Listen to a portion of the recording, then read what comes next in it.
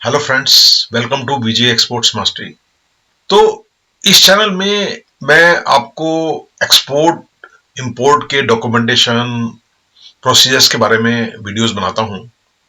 और आज जो मैं वीडियो लेके आया हूं उसमें मैं आपको ये बताना चाहता हूं कि आप कोई भी एक्सपोर्ट का सेल्स कॉन्ट्रैक्ट साइन करने से पहले आपको कमर्शियल टर्म्स, किस कमर्शियल टर्म्स पे काम करना है, इसकी नॉलेज है या नहीं है, ऐसी कौन सी कमर्शियल टर्म्स हैं जिनके बारे में आपको कंप्लीट नॉलेज होनी चाहिए। तो ऐसी 11 जो कमर्शियल टर्म्स हैं जो आपको पता होनी चाहिए। तो आज मैं आपको इस वीडियो में मैं आपको इस 11 सेल्स टर्म्स के बारे में बताऊंगा। 11 कमर्शियल टर्म्स हैं, terms of delivery, terms of business. तो ये जो 11 टर्म्स हैं इनके बारे में आपको नॉलेज होनी ही चाहिए कोई भी सेल्स कॉन्ट्रैक्ट साइन करने से पहले। तो ये जो कमर्शियल टर्म्स हैं इसको बताने से पहले मैं आपसे रिक्वेस्ट करूंगा कि अगर आपने मेरे इस चैनल को सब्सक्राइब नहीं किया है, बीजे एक्सपोर्ट्स मास्टरी को, तो इसको सब्सक्राइब कर लें। मैं इस चैनल पे ऐसी बहुत सारी वीडियोस लेके आता हूं एक्सपोर्ट के डॉक्यूमेंट्स के बारे में, प्रोसीजर्स के बारे में, एक्सपोर्ट की नॉलेज के लिए मैं आपको काफी वीडियोस बना के इस चैनल पे डालता रहता हूं। तो आप इसको सब्सक्राइब कीजिए और बेल का बटन जरूर दबाएं। बेल के बटन दबाने से आपको क्या होगा, जितनी भी मैं वीडियोस इस चैनल पे लेके आता हूं जो काफी इंफॉर्मेटिव होती हैं, इनकी आपको नोटिफिकेशन ऑटोमेटिकली मिल जाएगी। तो आपको ऑटोमेटिकली मालूम पड़ जाएगा कि कोई नई वीडियो इस चैनल पे आई है, तो आप इमीडिएटली उस वीडियो को देख सकते हैं। तो आज मैं आपको जो इस वीडियो में बताने जा रहा हूं, मैं आपको इनकोटर्म्स के बारे में बताने जा रहा हूं। जो 11 इंटरनेशनल कमर्शियल टर्म्स, शॉर्ट में उसको इनकोटर्म्स बोलते हैं, वो क्या है 11 टर्म्स जिसके बारे में आपको नॉलेज होना बहुत ही निहायत ही जरूरी है। तो ये मैं आपको आज बताऊंगा इस वीडियो में। तो हम क्या चीज समझने की कोशिश कर रहे हैं इस वीडियो में कि इस इनकोटर्म्स का एक्सपोर्ट सेल्स कॉन्ट्रैक्ट में क्या सिग्निफिकेंस है, और सो कॉल्ड इनकोटर्म्स 2010 क्या है और इनकोटर्म्स 2020 क्या है। ऑब्वियसली 2020 लेटेस्ट वर्जन है, पर 2010 भी यूज होता है। तो मैं आपको बताऊंगा कि दोनों में डिफरेंस क्या है और इन दोनों में जो डिफरेंस है वो क्यों है, और उससे क्या तात्पर्य निकलता है कि हम 2020 यूज करें या 2010 यूज करें। तो ये मैं आपको बताऊंगा। तो इस वीडियो में आपको इस सारी चीजों की अच्छी खासी नॉलेज हो जाएगी। आपको, आप कोई भी सेल्स कॉन्ट्रैक्ट अगर साइन करना चाहते हैं उससे पहले ये आपको नॉलेज होनी ही चाहिए। तो फ्रेंड्स, मैं आपको थोड़ा पहले बैकग्राउंड बता दूं इनकोटर्म्स के बारे में, यानी कि इनकोटर्म्स मतलब इंटरनेशनल कमर्शियल टर्म्स। ये जो इंटरनेशनल कमर्शियल टर्म्स हैं जिनको शॉर्ट में इनकोटर्म्स बोलते हैं, ये ICC, international chamber of commerce, Paris France में जो स्थित है, ये लोग पब्लिश करते हैं। और ये जो पब्लिकेशन है 1936 से हो रहा है। तो ये सारा जो इंटरनेशनल कमर्शियल टर्म्स का जो भी गाइडलाइंस हैं, जो भी डिटेल्स हैं, ये 1936 से पब्लिश हो रही है। और लास्ट जो इनकोटर्म्स थी उसको 2020 बोलते हैं। इसके बाद अब जो नेक्स्ट वर्जन आएगा वो 2030 के अंदर आएगा। इससे पहले जो वर्जन था वो 2010 था, जो आज भी यूज होता है, पर लेटेस्ट 2020 ही है। और ये जनवरी 1 2020 से लागू हुआ है। तो मैं आपको इन टर्म्स के बारे में सारी चीजें बताऊंगा। तो फ्रेंड्स, ये जो 2010 वाली इनकोटर्म्स को पहले समझ लें, तो उसके बाद आपको 2020 समझना आसान हो जाएगा। उससे पहले मैं आपको बताना चाहूंगा कि जो भी हम इंटरनेशनल सेल्स कॉन्ट्रैक्ट साइन करते हैं, तो सेलर और बायर, यानी कि बायर मतलब इंपोर्टर और सेलर मतलब एक्सपोर्टर, उसके बीच में बहुत सारे पॉइंट्स होते हैं जहां पे आपके जो गुड्स हैं उनको डिलीवर्ड माना जा सकता है। यानी कि फॉर एग्जांपल, जैसे अगर आप कोई फैक्ट्री चला रहे हैं, फैक्ट्री में आप सामान बना रहे हैं, तो उस फैक्ट्री के बाहर गेट पे आपने माल दे दिया, तो वो भी एक पॉइंट है जहां पे आपका सेल हो गया है और आपके जो गुड्स हैं वो इंपोर्टर ने खरीद लिए, आप ये मान सकते हैं। इसके अलावा ये भी हो सकता है कि आपकी फैक्ट्री के बाहर या उससे फैक्ट्री वाले शहर में ही किसी पॉइंट पे आपने फर्स्ट कैरियर, यानी कि जो मेन कैरियर है, फर्स्ट कैरियर है, जो ट्रक है या कोई भी फर्स्ट कैरियर है, उसने अगर माल को उठाया है आपकी फैक्ट्री से ले जाने के लिए ओवरसीज मार्केट में, उस वाले पॉइंट पे भी आप कह सकते हैं कि भाई आपका जो माल है वो बिक गया है, यानी कि आपके इंपोर्टर की वो प्रॉपर्टी बन गया है, ये भी हो सकता है। दूसरी पॉसिबिलिटी ये है कि अगर ये वाला जो माल आपका है वो बाई शिप जा रहा है, तो ये जो माल पोर्ट पे पहुंचेगा, यानी कि जो फर्स्ट करियर है, ट्रक हो सकता है जिसने माल को आपकी फैक्ट्री के बाहर से उठाया है, और जो पोर्ट पे जाके उसको शिप के ऊपर लोड होएगा माल, तो पोर्ट पे जो माल पहुंचा है उस वाले पॉइंट पे भी हो सकता है कि आप ये मान लें कि भाई आपने माल इंपोर्टर को दे दिया, उसका जो मालिक है वो इंपोर्टर है, ये भी कह सकते हैं आप। या शिप के चढ़ने के बाद, शिप के ऊपर अगर लोड हो जाए माल, उसके बाद भी कह सकते हैं आप। और या ये भी हो सकता है कि जब शिप आपके जो पोर्ट है, जो आपकी कंट्री में पोर्ट है, और जो दूसरी कंट्री में जो पोर्ट है, वहां पे जब पहुंचेगा और वहां पे जो माल अनलोड होगा, उस वाले पॉइंट पे भी हो सकता है कि आप मान सकते हैं कि भाई तब तक आपकी जिम्मेवारी थी, उसके बाद वो जिम्मेवारी बाहर की हो गई है। और वहां पे कोई ऐसा टर्मिनल हो सकता है, कोई ऐसा पॉइंट हो सकता है जहां पे आपका माल स्टोर होगा, उसको भी आप कह सकते हैं। इसके बाद कोई आप एक एग्रीड प्लेस के बारे में भी बात कर सकते हैं, कोई नेम्ड प्लेस है जो बायर ने बताया है, जो कि हो सकता है कि उसकी सिटी में हो जहां पे बायर का ऑफिस है। उस वाले पॉइंट पे भी आप कह सकते हैं कि आपके जो गुड्स हैं वो आपके नहीं रहे, इंपोर्टर के हो गए हैं, और बायर के वेयर हाउस में हो सकता है। यानी कि कुल मिला के 1, 2, 3, 4, 5, 6, 7, 6-7 ऐसे पॉइंट्स हैं जो कि गुड्स की जो जर्नी है आपकी फैक्ट्री से इंपोर्टर के वेयरहाउस तक जो जर्नी है, उसके बीच में 7 या 8 या 6 ऐसे पॉइंट हो सकते हैं जहां पे आप ये मान सकते हैं कि आपके जो गुड्स हैं वो आपके नहीं रहे, वो इंपोर्टर के हो गए हैं। तो यानी कि अब इतने सारे पॉइंट्स हैं तो डिस्प्यूट होना लाजमी है। अगर कोई भी क्लैरिटी नहीं है सेल्स कॉन्ट्रैक्ट साइन करते समय, और हर पॉइंट पे जो आप ये कहते हैं कि भाई इस पॉइंट पे आपके गुड्स आपके नहीं रहे हैं, बाहर के हो गए हैं, तो उस पॉइंट तक का खर्चा भी आपको उठाना पड़ेगा, उसकी रिस्पॉन्सिबिलिटी भी लेनी पड़ेगी, रिस्क भी लेना पड़ेगा। तो यानी कि हर पॉइंट के हिसाब से आपकी कॉस्ट बढ़ जाएगी। तो फैक्ट्री के बाहर जो कॉस्ट है वो जरूरी नहीं है कि वही सेम कॉस्ट पोर्ट पे, आपके अपने पोर्ट पे रहे, या दूसरी कंट्री में पहुंचने के बाद रहे, या वहां की जो कस्टम्स है उससे माल क्लियर कराने के बाद, ड्यूटी पे करने के बाद कॉस्ट बढ़ जाएगी। यानी कि हर पॉइंट पे कॉस्ट भी अलग अलग आएगी। तो इसलिए सेल्स कॉन्ट्रैक्ट साइन करने से पहले आपको ये डिसाइड करना बहुत जरूरी है कि किस पॉइंट पे क्या चीज ट्रांसफर हो रही है बायर को, यानी कि जो कॉस्ट है वो ट्रांसफर हो रही है, या रिस्क ट्रांसफर हो रहा है, या ऑब्लिगेशन ट्रांसफर हो रहा है। तो ये सारी चीजें क्लैरिटी होना बहुत जरूरी है। इसीलिए ये इनकोटर्म्स 2010 बनी थी, और उसके बाद 2020 जो लेटेस्ट है वो बनी थी।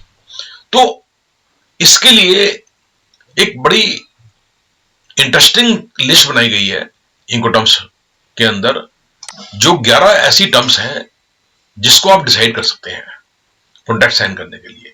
यानी कि उस टर्म्स के बेस पे आप अपना प्राइसिंग कर सकते हैं। हर टर्म ये बताती है कि कॉस्ट किसकी है, रिस्क किसका है, और रिस्पॉन्सिबिलिटी किसकी है। तो हर पॉइंट पे ये आपको मालूम पड़ता है। ये सारी देखिए, ये जो 11 टर्म्स हैं इनको ई टर्म्स, एफ टर्म्स, सी टर्म्स और डी टर्म्स भी बोलते हैं। और इसमें से आप ऐसे भी कह सकते हैं कि जो 11 टर्म्स हैं उसमें जो करीब 7 ऐसी टर्म्स हैं जो कि ऑल ट्रांसपोर्ट टाइप्स टर्म्स हैं, यानी कि किसी भी तरीके से माल जा रहा हो, बाई एयर जा रहा हो, बाई ट्रक जा रहा हो, बाई रेल जा रहा हो, बाई सी जा रहा हो, तो ये टर्म्स आप यूज कर सकते हैं। और 4 ऐसी टर्म्स हैं जो सिर्फ सी ट्रांसपोर्टेशन के थ्रू ही जा रहा हो अगर माल, तब वो लागू होती है। यानी कि 4 ऐसी टर्म्स हैं जो कि सी टर्म्स हैं, और 7 ऐसी टर्म्स हैं जो प्लेस टू प्लेस टर्म्स भी बोलते हैं इसको, या ऑल ट्रांसपोर्ट टर्म्स भी बोलते हैं। तो ये मैंने आपको एक मोटा मोटा बताया कि ये 11 टर्म्स जो मैंने आपको बताई हैं ये बड़ी इंपॉर्टेंट है। इसको डिटेल में मैं आपको नेक्स्ट स्लाइड में बताऊंगा, क्योंकि मैं आपको लेटेस्ट जो 2020 है उसमें बताऊंगा आपको। तो 2010 के अंदर आपने देखा है कि ये सारे पॉइंट्स मैंने आपको बताए थे, और उन्हीं के हिसाब से ये 11 टर्म्स जो कमर्शियल टर्म्स हैं वो बनाई गई है। तो अगर अब हम 2020 का देखें तो काफी सिमिलर है। आप देखेंगे कि जो 2020 का जो खाका बनाया गया है वो भी करीब करीब 2010 जैसा ही है। इसके अंदर भी आप देखेंगे कि एक पॉइंट सेलर का है, यानी कि सेलर की फैक्ट्री का पॉइंट है। एक फर्स्ट करियर जहां से आपके माल को पिकअप किया गया है वो भी है, और पोर्ट पे पहुंचने के बाद उसको फर्स्ट करियर से अनलोड किया गया है शिप के सामने, वो वाला भी पॉइंट है। और शिप के ऊपर लोड करने वाला पॉइंट भी है, और डेस्टिनेशन पोर्ट पे पहुंचने वाला पॉइंट भी है, और अलोंग साइड शिप वाला पॉइंट भी है। यानी कि आपने पोर्ट के ऊपर जहां पे जो आपका डेस्टिनेशन पोर्ट है वहां पे माल आपने अनलोड कर दिया है। यहां पे टर्मिनल नहीं है, जो कि 2010 में था। मैं आपको दिखाता हूं। 2010 के अंदर एक और चीज थी पोर्ट और नेम प्लेस के बीच में, जिसको टर्मिनल बोलते थे। तो ये काफी कंफ्यूजिंग था, लोग ये समझ नहीं पाते थे कि ये टर्मिनल होता क्या है। या तो पोर्ट होगा या कोई ऐसी जगह होगी जहां पे बायर एग्री करेगा कि आप माल को लेके आ जाए। तो ये टर्मिनल क्या होता है, तो ये थोड़ा कंफ्यूजिंग था। इस वजह से 2020 में इस टर्मिनल को हटा दिया गया, इस पॉइंट को हटा दिया गया। सीधा पोर्ट से सीधा एग्रीड प्लेस पे लगे हैं। यानी कि एग्रीड प्लेस का मतलब नेम प्लेस, यानी कि ऐसा प्लेस जो बायर और सेलर ने आपस में एग्री किया है। तो उस पॉइंट को इन्होंने बना दिया है। टर्म्स वही 11 की 11 ही है। अब देखिए थोड़ा चेंजेस है, मैं बताऊंगा आपको क्या चेंजेस हैं। तो 2020 में भी ये सारी 11 टर्म्स हैं। ई टर्म्स, एफ टर्म्स, सी टर्म्स और डी टर्म्स।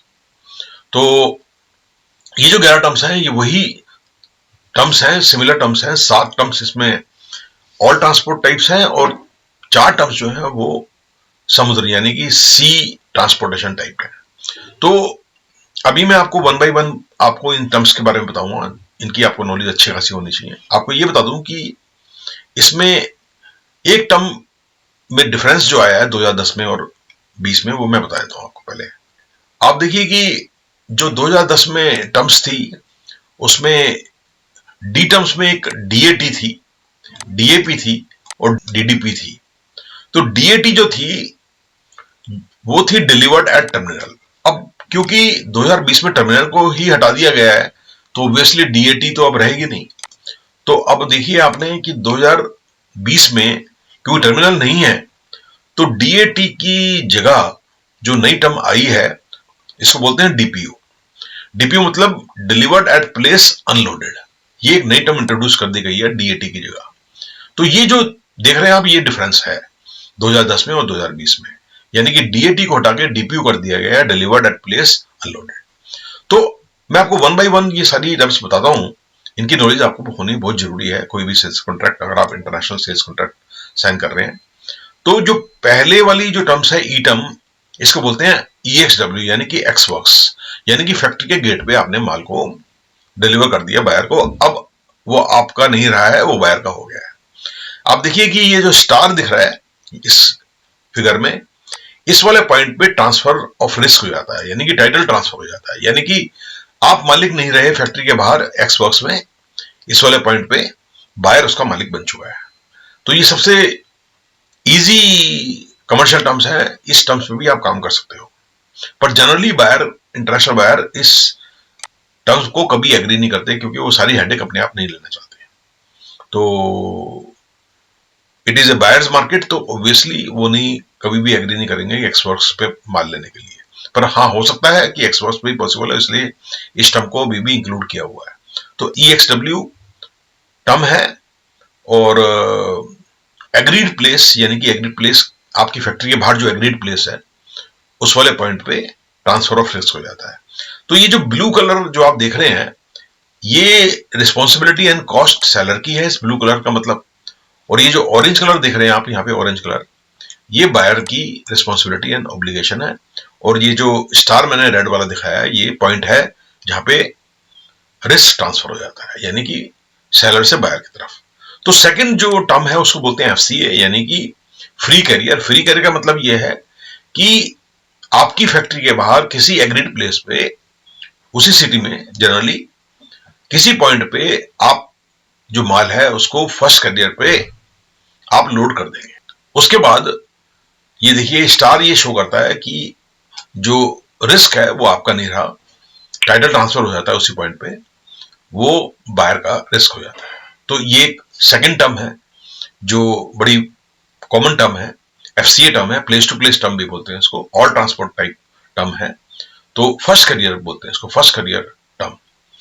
अब एक और नेक्स्ट टर्म है जिसको बोलते हैं एफएएस, फ्री अलोंगसाइड, यानी कि जो पोर्ट ऑफ लोडिंग है, जो आपकी कंट्री में जो पोर्ट है, वहां पे शिप में नहीं चढ़ा है ये माल, आप शिप के पास आपने माल को ले जाके वहां रखवा दिया गया। अब लोडिंग का जो जिम्मा है वो आपका नहीं है, वो जो जिम्मा है वो बायर का है, यानी कि जो alongside the ship, free alongside the ship, यानी कि इस वाले पॉइंट पे अब रिस्क आपका नहीं रहा है, वो बायर का हो गया। तो एफएस एक सी टर्म है, ये प्लेस टू प्लेस टर्म नहीं है, ऑल ट्रांसपोर्ट टाइप नहीं है, ये सिर्फ ट्रांसपोर्टेशन बाई सी पे लागू होती है, इसलिए इसको फ्री अलोंगसाइड बोलते हैं और इसीलिए इसको सी टर्म्स में बोलते हैं।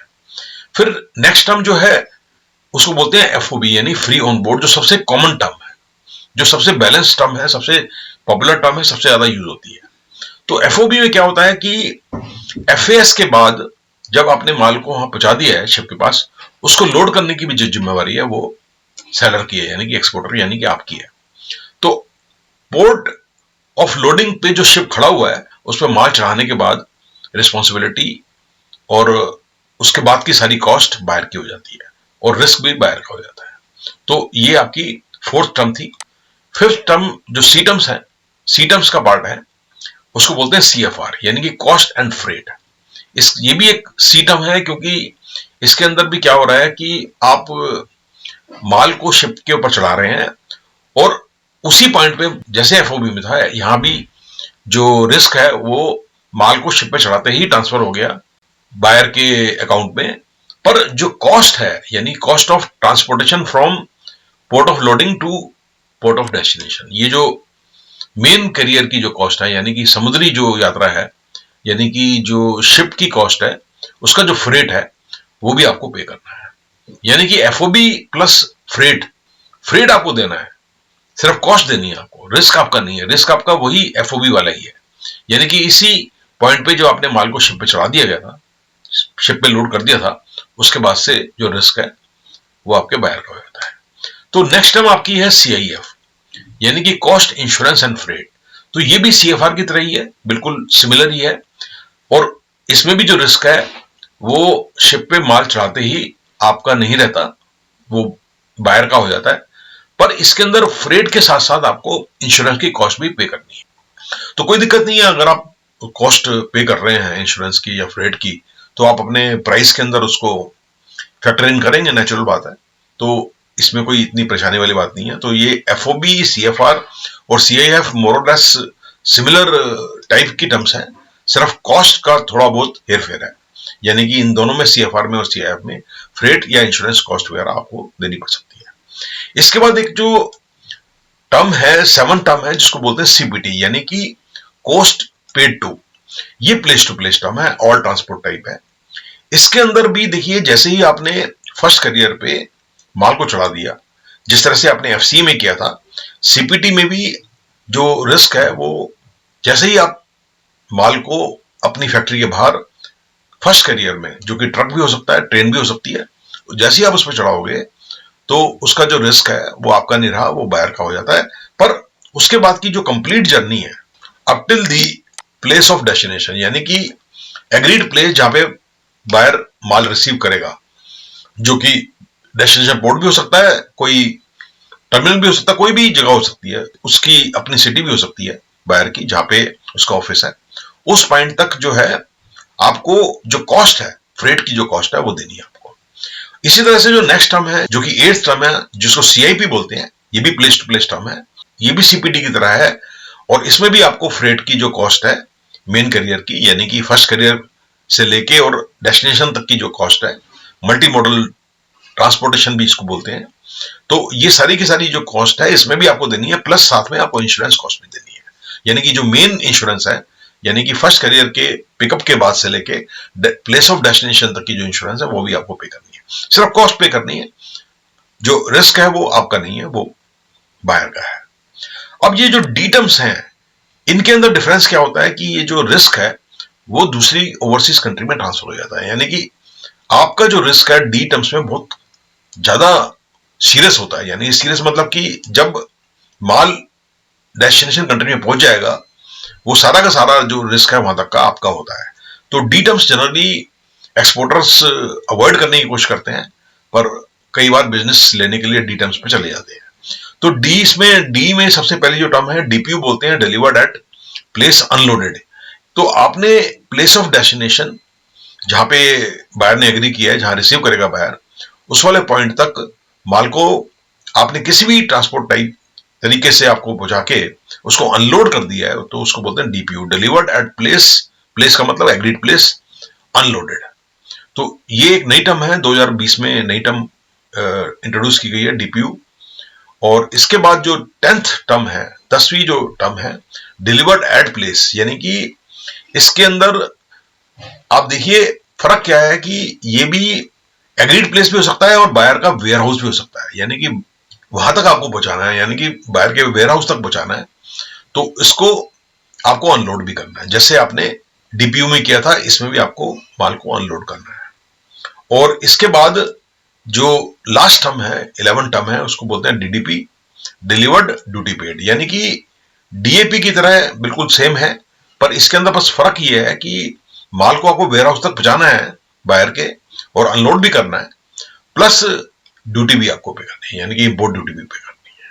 तो जनरली डी टर्म्स काफी सीरियस टर्म्स होती हैं और एक्सपोर्टर के लिए काफी कॉस्टली पड़ती हैं, तो डी टर्म्स का जो प्राइस होता है वो भी काफी ज्यादा होता है। तो फ्रेंड्स, मैं ऐसा एक्सपेक्ट कर रहा हूं कि इस वीडियो से आपको जानकारी मिली होगी कि ये कौन सी 11 ऐसी कमर्शियल टर्म्स हैं जिनके बारे में आपको कंप्लीट नॉलेज होनी चाहिए कोई भी इंटरनेशनल सेल्स कॉन्ट्रैक्ट साइन करने से पहले।